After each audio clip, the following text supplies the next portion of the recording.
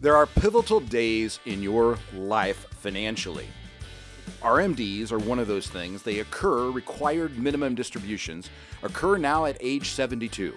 So in the last 5 years, we've watched the change of the Tax Cut and Jobs Act, effective January 1 of 18. We watched the Secure Act that came in at the end of 2019, effective for 2020. And then, of course, we had the CARES Act once we had the COVID virus established back in March of 2020. A lot of moving parts, a lot of changing things. The new administration has added more complexity to that. RMDs are still there. They are a 50% tax penalty if you do not take the distribution on time. We're going to talk to you about some strategies and what you need to know about RMDs on Consider This Program today. Well, good morning and welcome back to Consider This Program. I'm your host, Joe Clark. And I'm Aaron Rheaume, our Director of Financial Planning at the Financial Enhancement Group. Aaron, it's so good to have you here. We are discussing pivotal days in people's lives. And one of those pivotal days, and it comes much quicker than people anticipate, is the day when you have what's called an RMD. What does that stand for? Required Minimum Distribution. Keywords, required distribution. Correct. Right? Required means you have no way out of this. You've got to take the money out of what?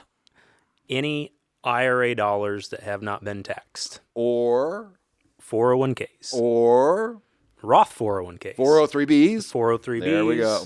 Yeah, he's getting me on the right track here. Well, hey, it's so they've got complicated rules. So how is, and this is something I learned this week. I spent I can't believe it's been this long, but the last over 15 years of my life working with Ed Slott at IRAhelp.com. I'm a master elite. I was on the board for 10 years. There's like 330 of us geeks that get together twice a year and read private letter rulings and study tax code and think about how IRAs and legacy planning work. And so I learned something I didn't know. So if you don't know the answer to this, I'm not going to be unhappy. But tell me how an RMD is calculated. How an RMD is calculated? The IRS has a table guideline. Okay. And it's based on a period of years. Right now, based on your age. And the table guideline now went from, I believe, 27 years. So they're estimating what your life expectancy would be based on that 70 and a half. But it's been pushed to 29 point something. So there's a table. There's out a there. new table that's coming out, I think, next year. But that's not what I learned. Darn it. This is the shocking part to me. So if I have 5 401k plans, because I went to work at 5 different companies and I didn't choose to do a rollover to move it to another, how many required minimum distributions do I have to take? It can be aggregated, but I'm not sure in the 401ks. The 401k cannot be aggregated. The IRA, if you have 5 IRAs, those indeed can be aggregated. Now, you said something interesting. Why would I have to take a required minimum distribution out of a Roth 401k? That is a very good question. Because the IRS says you have to. I was just going to say that. That's your own. That is the only. Now that's not really true. Yeah. But that is. I mean, the IRS does say you have to. So if you have a Roth 401k like I do, that is when you certainly want to move, in my opinion, to a Roth IRA upon retirement. How's come? Because you don't have to take required minimum distributions out of the Roth IRA. Beautiful. That's exactly right. Here's what I didn't know. So your required minimum distribution is established based on the value 12/31 of the year before. So if your IRA says you have $1 million, your total IRA say you have $1 million, 12/31, then Aaron's going to take that table. That's a joke, by the way. Aaron's going to take that table and tell you what your required minimum distribution needs to be. The reason it's a joke is because even though we will calculate it, the custodian, TD Ameritrade, Jackson National, whomever it happens to be, has to send you what your required minimum distribution amount needs to be. It doesn't mean they're going to automatically send you a check unless you elect that. But what they're going to do is send you an amount. Now, here's what I didn't know. Who's liable for the number? You are. The taxpayer. Yeah. Right? So it's all we're dealing with here is a 50% penalty. So if some bozo insurance company gets it wrong, or if somebody doesn't do the math right, or if one of your, I couldn't believe it. And sure enough, it's right there in the code. It is tax, the liability actually falls upon the taxpayer. So you're telling me that I have to depend on the custodian or whatever place to give me the correct number at the end of the year? I'm telling you the IRS says that. Okay. Right? So, which is why we do the math. But Yeah. where you take money out of, which IRA you elect to take it out of, or whether you want to take it out of each of the individual accounts, probably the most inefficient. How you take it out is a very, very important thing to do. So I just turned 72. I didn't. I'm 54. I just turned 72 in the example. It's time for my required minimum distributions. I have 2 Roth IRAs. I have a traditional 401k and a Roth 401k. Where do I have to take required minimum distributions?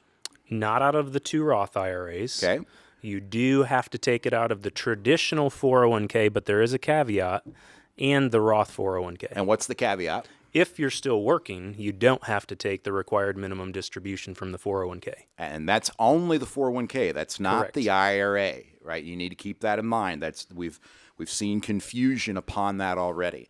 And I have watched this year people who are over 72 go back to work simply so they could stop their RMD. People do not like the word required minimum distribution, but in an IRA, you still have to do the RMD.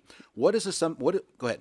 I was going to bring up one quick thing. Last year, because of the CARES Act that you mentioned, folks were not required to take their required minimum distributions. For 2021, that has not been the case. So you have to take the required minimum distributions this year. That's and they can change that at any moment, but Right. that's As of really where we are. Yep. So what is one thing that you and I like from a charitable standpoint that you can do with an IRA that you can't do with a 401k? This is a 3-letter word that I actually think you might like instead of the 6 letters that you mentioned you didn't like. So this the is SEC, called the DOL, they scare me. Yes. This one doesn't scare me. QCD, Qualified Charitable Distribution. I always like to phrase it qualified charitable donation, but it is a distribution. So when you look at your IRA, this is not a 401k. You cannot do this inside of a 401k or a 403b, right? Inside of your IRA. And here's one of those pivotal days. It's 70 and a half. Yes. Not 72. At 70 and a half, even though you don't have to take a required minimum distribution, you can take money up to $100,000 a year directly out of your IRA, not your 401k, and donate it directly to a charitable organization, what we call a 501c3 under the tax code. So it could be your church, it could be a university, it could be pretty much anything that qualifies for that. Now, the magical thing is at 72, can I use that to satisfy my RMD? Absolutely. That's the way we started these programs, right? Before the Secure Act, what a joke, in terms of naming anyhow. Before the Secure Act was passed in 2019, if you took money from your at 70 and a half, you could take money out of your IRA to satisfy your required minimum distribution. So a lot of people thought it was limited to satisfying what the RMD was. No, the rule was still $100,000.